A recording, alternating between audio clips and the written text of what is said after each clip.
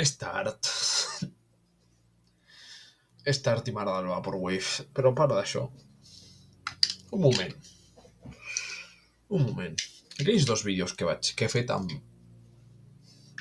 molta passió, podia haver gravat més plànols i tot el que vulguis, però tenien passió. Eren per això, perquè Drac encara... I les crítiques que li dono, i segueix sense passar el millor anime que s'ha fet, és una part de mi, és una part de moltíssima gent. De moltíssima gent. I bé, no penso treure-li això a ningú. És una part molt important de la cultura pop, de l'anime. Sense Bola de Drac no hi hauria no haguessin arribat ni un quart, ni la meitat, ni un cinquè dels animes que han arribat a Europa. I també als Estats Units i tota la pesca, però... I és que és això. Però no només s'ha fet coses d'anime. A part de fer mangas com Nekomajin, Z, i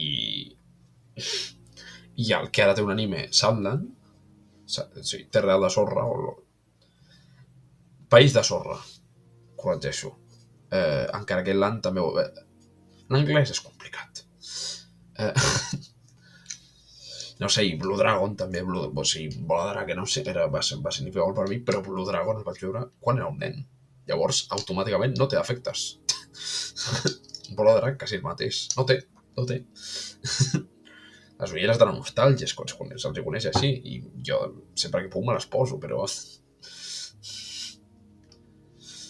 no sé. Bé, ja si parlem de videojocs, a part de que Blue Dragon també va ser un videojoc, i els dissenys van fer que tingués més carisma del que tenia el joc, o sigui, més interès, també. I l'anime, el mateix va per l'anime, però som dos productes molt similars. No sé, és dels 2000 i és com molt... Me l'he fet molt meu, no sé. I bé, també l'Akira va haver de fer coses dures, com veure GT existint, així en general. Em sembla una mica greu, la veritat, però encara així els seus dissenys, o dissenys bastant similars, clarament van aconseguir que s'assemblessin. Però, i després, clar, tenim Chrono Trigger, que Chrono Trigger molt nou perquè és un joc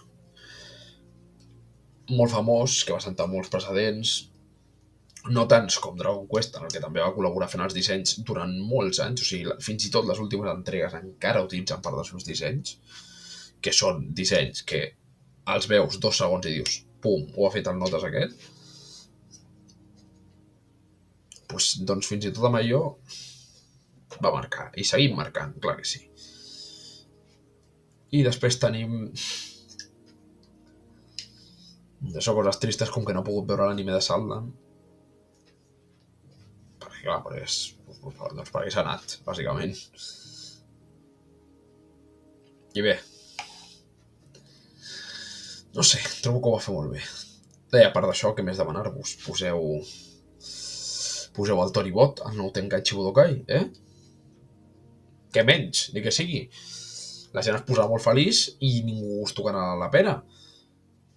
Avisats que Déu. Però no sé... és això. Bé, i de Chrono Trigger, doncs o sigui, el joc d'ordinador té les cinemàtiques anime. I això mola un nou. Què voleu que us digui? No sé. Però va marcar moltíssima gent i no va ser com excessivament pedant sobre el tema. I creieu-me, sé que és perquè era japonès i tal, que són, en aquest aspecte són molt reservats, però igualment el fet de no fer-ho jo crec que ja té bastant mèrit, perquè a mi i a molts de vosaltres se'ns posaria al cap, Això és així.